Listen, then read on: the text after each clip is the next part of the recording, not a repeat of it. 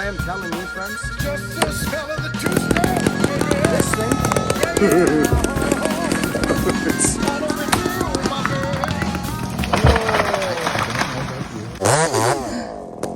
But friends, I gotta be honest, that is cool looking. Friends, good afternoon. How are you?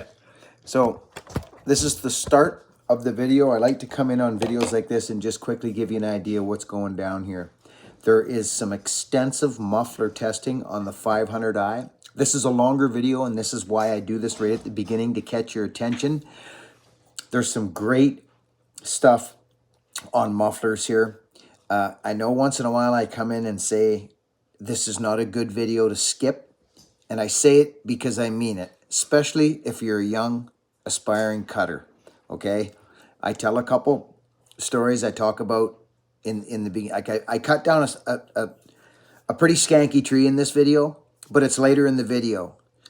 And there's also some ramble about the past break-in process, some bear claw and Danny McGiffin little things, but there's also some stuff about cutting trees in the bush or anywhere out there. So this is not a great video to skip through. So if you don't have time, or if you don't have that patience right now to sit back and grab a cup of coffee and enjoy this video from start to finish, I actually recommend that you don't watch this video right now. Find time, or watch much as you can, stop there, remember, come back. There's tidbits in here that you just don't want to miss. I'm just telling it like it is. So this is also a disclaimer. The way this tree gets cut down is not recommended. It's not recommended. So that's the disclaimer for this video. So enjoy. I think it's 38 minutes long now that I've done this, but it was important for me to do this because I need you to know there's some little stories after the mufflers and the tree gets cut down as well. So enjoy. I love you. Thanks for being here. Welcome to the newcomers. Get your freaking head up. These things. Check out this little... Mark is such a savage. Look at him, friends. This thing's glorious, but we're moving it around. We're changing it. But I wanted to show you this because it's so cool. Does it work? Yes. Can it be improved on? Absolutely. I want to share something with you.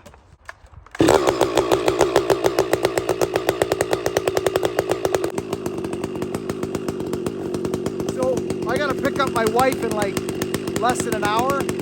We're gonna swap out a muffler on the 500.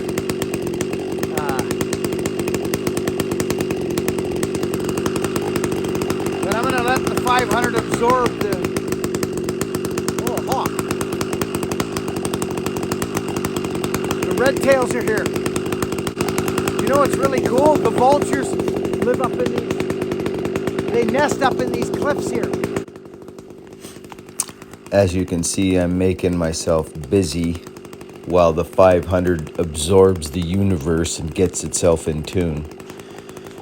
You know, I have found that this is the way to go with this saw, though, 100%. I've been very impressed with its power, its weight. It's nice in the hands. I'm not going to beat up what we know that I don't like about it, because I'm actually hopeful that may change.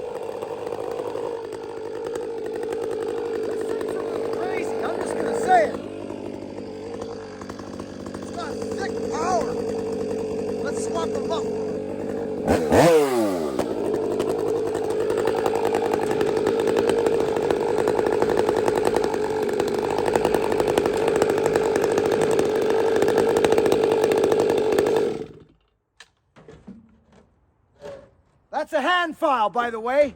That's that freaking 3/16 file, friends. No joke. So baby C, like baby C's big brother. Okay. Now, we're doing one more and then we're going home. I hope I brought the right tool. If I didn't, we're kind of wrecked. Oh, we got it. This is the last cut of the day.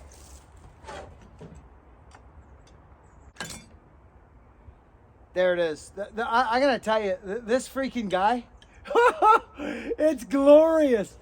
Look at the color. Look at the freaking color of that beautiful stainless. See, this is my favorite pipe of all. This is my favorite. We got some surprises coming, friends. Mark's the man. I'm telling you. Okay, so where is... we go. They're hot, friends. They're super hot. There it goes. Now that's in there. Now we can get after this thing. Let's get it. Listen very closely, friends. I need your guys' input here. You guys are watching, not me. Right?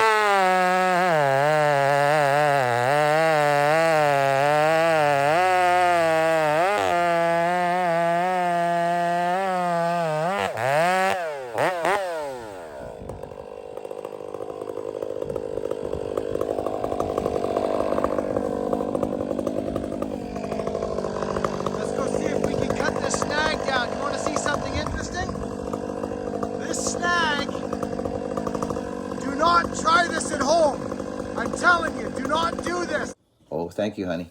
Happy birthday. My birthday coffee. Yay. I love my wife. Thanks, babe. I get roast beef tonight. It's my dinner. I'm a very simple man. So, yeah. Birthday dinner coming today, and my brother and my dad are coming to take me out for lunch around 1 o'clock. Mom's coming at 11. Just going to be a family day. Just going to relax. Probably went a little hard the other day. Just going to kick back this weekend and enjoy my family and the people that love me and that I love. And pay no attention to anything other than love and what evolves from that and what derives from that. Friends, I'm going to show a technique that is not recommended, and you just heard me say it in the video. I'm not a I don't like showing these. I'll be honest. I don't like showing this technique, and the only reason I will show this right now is because I've shown it once before. We had got called on a job. A guy was building a fence, local fella, and he was in a pinch, and he was frightened of this one snag, and it was when the balsam started dying. It's actually one of Tin Man's favorite videos. Actually, he always comments on it. But it's a technique that's been used by tree climbers actually for a long time, and it's when you're chunking a tree out, and you see these guys put these teeny little undercuts in them. You know what I mean? Like not even a quarter of the tree. Like it just, you're working so hard. You know, unless you've roped every piece, even still, you're just working so hard. Anyway, we lots of tree guys who've been around for a long time know that you can bypass the center line and it'll just cave in on itself. Every tree's different. Every snag has got a different characteristics of its death stage. You know, where the fiber, there's woodpeckers up there, like what's above. It's not necessarily what's in front of you, what you're cutting, it's what's above. That's why we don't bang snags. You know, you have to be very, very careful when you bang over snags with wedges. It's not even recommended in the BC's fallers. You just fall it where it leans. It doesn't matter the setting, and you're laying out your timber. If it's going right across your timber, that's where it goes. Or you hit it with something. It's not protocol to do what I'm doing here. It can cave at any time. So I've done a few of these over the years, and there's no room right now for failure. I can't, I'm not going to wedge this tree. It's not a wedging snag, and you'll see in a minute why it's not a wedging snag. I'm just cutting the tree down because I'm sick of working around this snag, and the wind's up. And you can have your back to something, and you can be having the wonderful, most wonderful day of your life out there cutting firewood with a sharp saw, and you can get hit by something and you didn't even know it happened, and you're gone. And people are coming to your funeral. And that's serious business. And I'm not maximizing the story here. So I'm going to cut this tree down, and it's with a technique that is not recommended. So this is my disclaimer. Don't do this. You don't have to cut like this just because you see it on YouTube, some guy doing it. I've already seen other people doing it on Instagram and stuff, and it's life. If you put something on the internet, it's going around. It's gonna circulate. So I've already done this with about 150-foot snag. I've done it a few times on a few jobs, you may remember. But there were situations where this has to go here. This tree has to go there. It can't, there's, consequences of failure are not pretty. Don't do this. You don't have to do this. Unless you're a professional, and even then, it's straight up and down that thing. It's not pretty.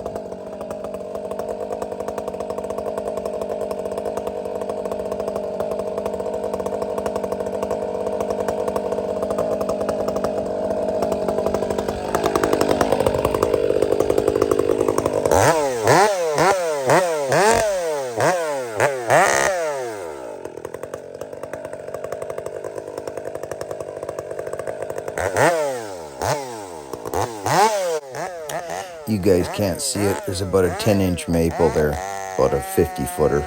I'm just cutting it down because it's literally right in the road of this snag. It's got to have a free fall. It would catch that maple and probably snap in half and come right back at me if I didn't do this.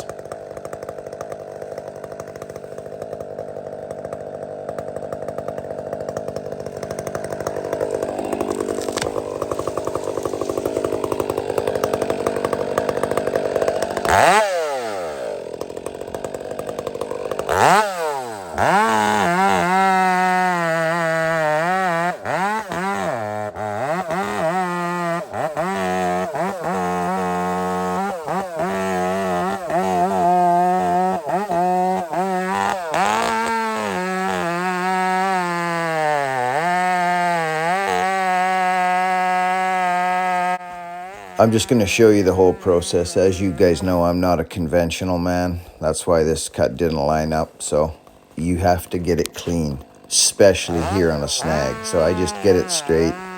But I'm just going to show it because I'm not going to, this is real life. I'm not going to bust through this and make it look like I know what I'm doing in a sense that I don't miss a cut now and again. So, because I'm just not a conventional guy on big cuts like this.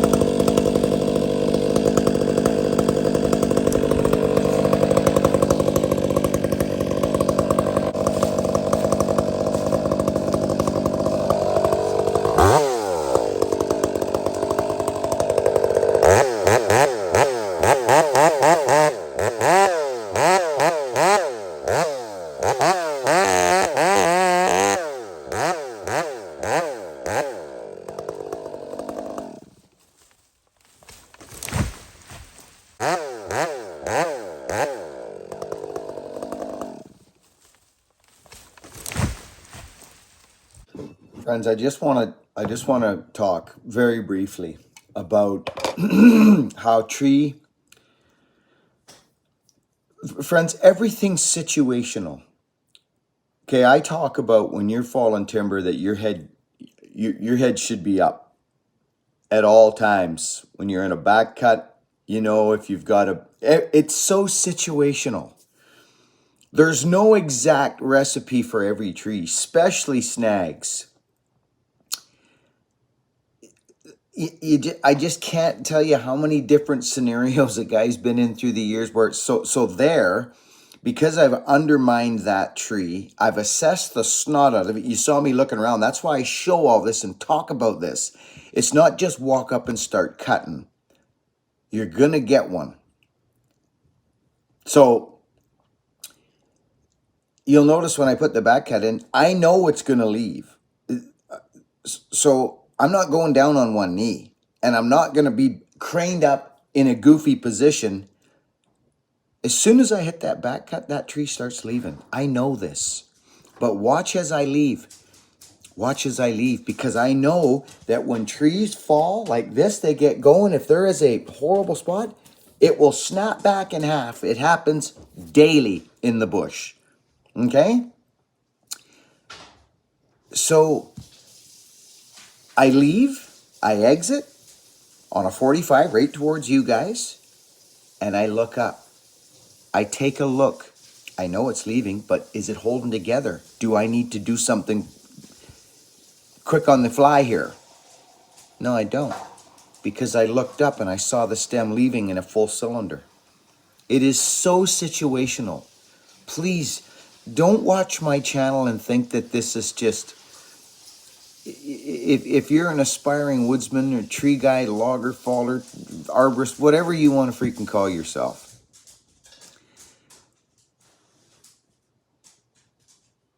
use your freaking cranium. Use your cranium. It is all situational. I don't care what you say and where you're from. There is no recipe for every single tree. Well, there is, but it's individual, is what I mean by that. So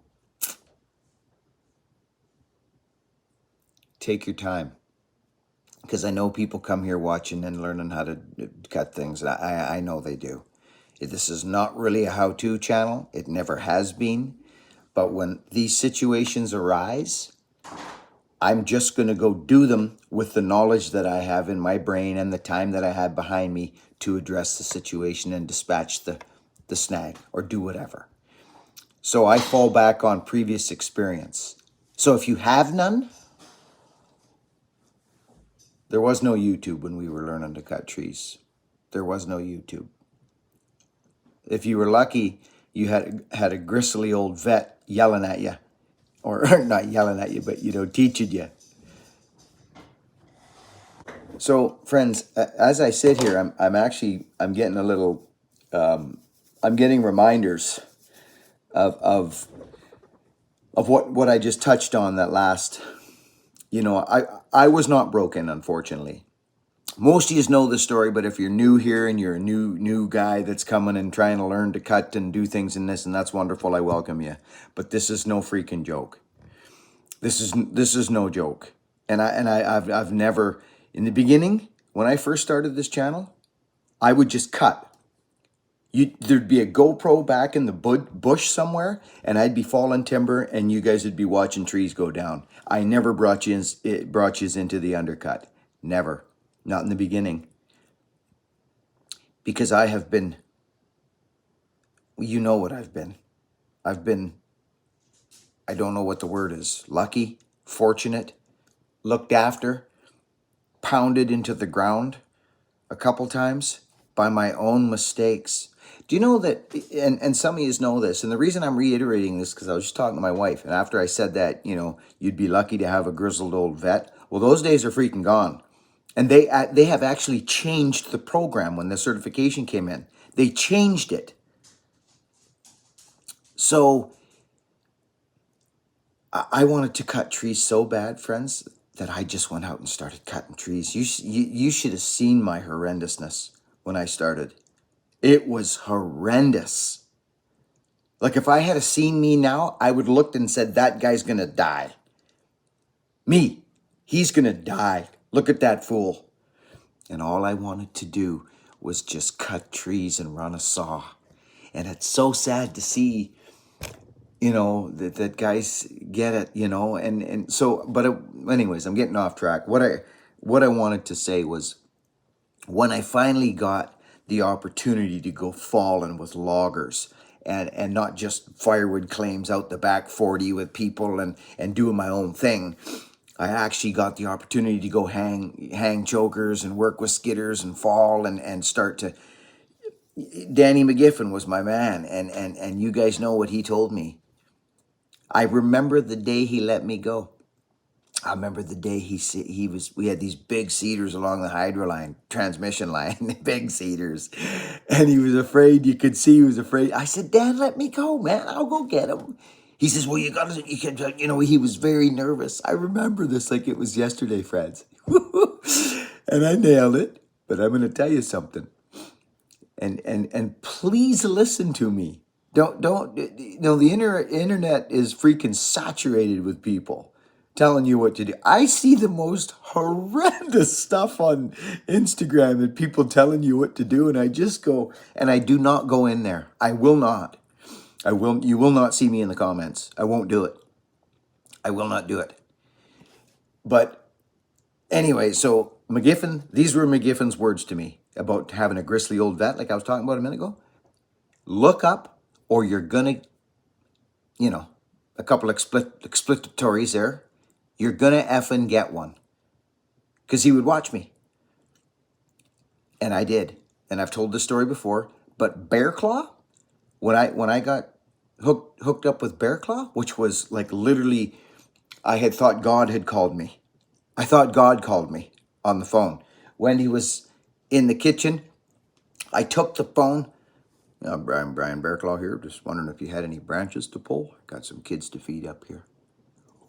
I almost cried telling the story because it meant so much to me.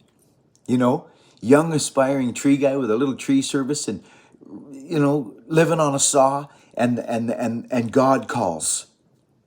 Bearclaw, friends. Okay. I took the call in Hogan's room, trying to sound all professional. Yeah, absolutely. Well, anyways, I was able to work with that man fairly shortly after that phone call. Like, I'm talking that week. I said, I got a job. You want to come pull some branches. Here's the best faller around these parts. A legend, calls me and says, have you got any branches to pull?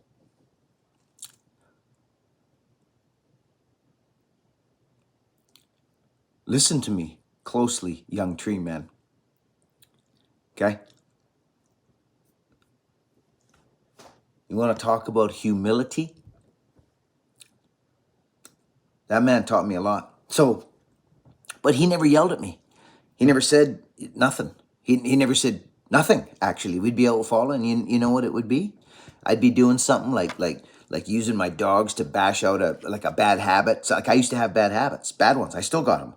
But the basic ones, the saw stuff, the smoothity, the things that make you smooth. He would look at me and because back in the day, you used to be able to fall side by side. Me and him would just fall side by side, fall at each other.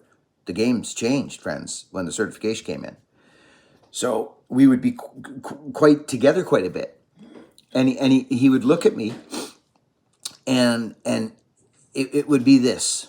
Watch closely. This is what it would be. So say I'm over there and I'm him, and he'd look at me and go, that's it. That's it. And if you weren't aware of what was going on and aware of who you were working with, you would miss that sign. That meant, don't ever do that. That's kind of weird, and it's probably hard on the saw, or that's not advantageous to you. This look, that one, carry on. Carry on. I don't see anything wrong. A raising of an eyebrow or a kind of a tilting of the head, not good. Not good. That was my break-in. Part of my break-in from the claw, okay? So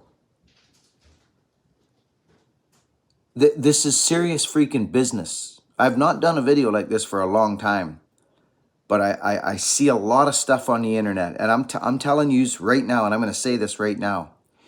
Any of you young fellers out there watching Instagram and watching YouTube and watching guys like me, have you ever seen me do some weird fish gill? Listen, that's all I'm going to say. That's it. I think you understand what I'm talking about. Learn the basics of fiber, undercuts, and back cuts. Leave the shindiggles and the shanflangles and the thises and that's for the Instagram boys.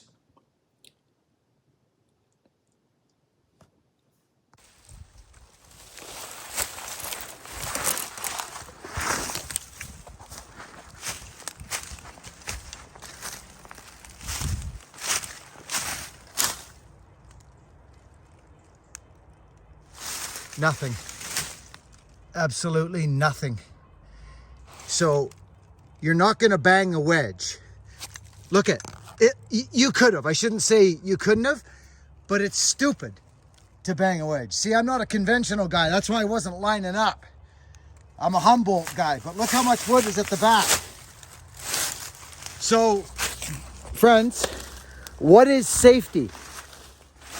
This is an improper cut. Well, it was darn proper to me to get this thing handled. This is for my work zone in here.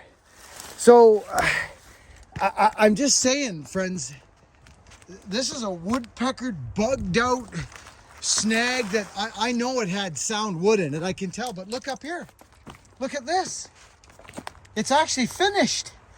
You wouldn't have been banging this. There's no banging wedges in that. It snapped right there. Okay, still way out of his way. I don't like working around stuff like that when the wind's out. I just don't. It'll get rocking and rolling and it'll snap in half and take you out. So that was sloppy. I like I say, I'm not a conventional guy as a whole, but I was crammed in here and it was just a matter, my truck's 30 feet away. A higher stump would have been better. It's right there. If that had broke off, I'd have been finished. The truck would have been, Myrtle would have been crushed. Look at, there's no fiber. There's none. It's just, look at it. So, what is safety? Up here. That's where safety is.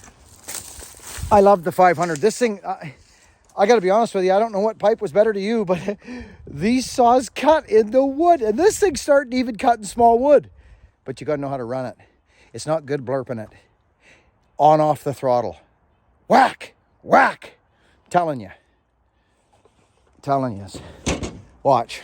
We'll go over here. This is where my problems have been with this saw. Is right now what I'm going to show you. This has been my complaint the whole time with the 500. You're about to see it happen right now. And I'm going to make sure you see it. So I'm going to back off. Here we go. Check it out. This has been my complaint. I don't know who you are, where you're from, but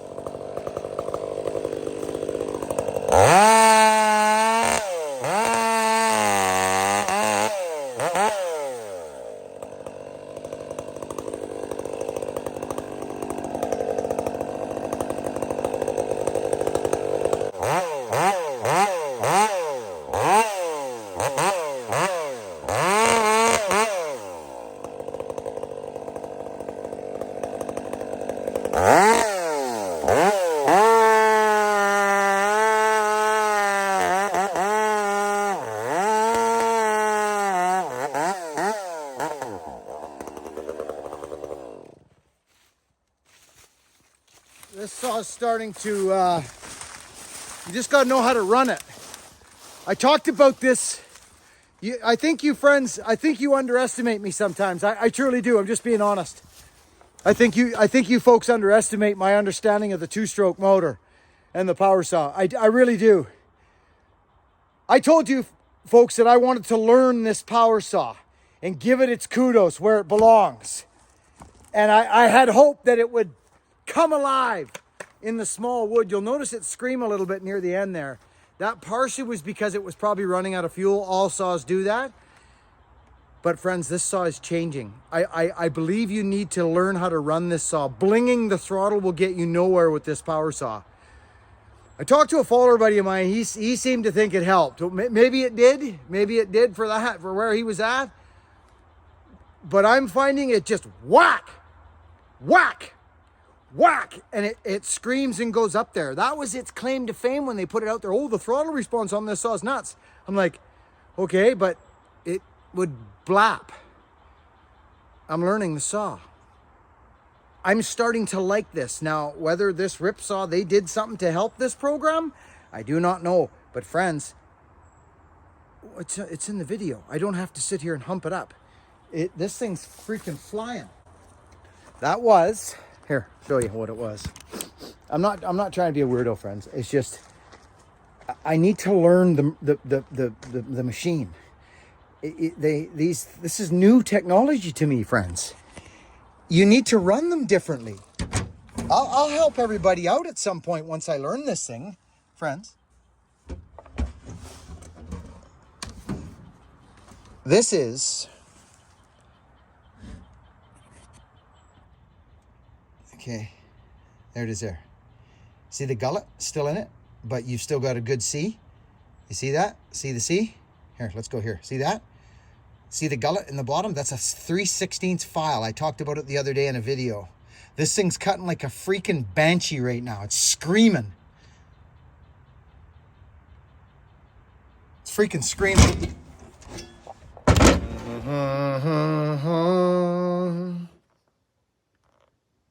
Friday, UFC, Alex Pereira has beaten Adesanya 3 times now.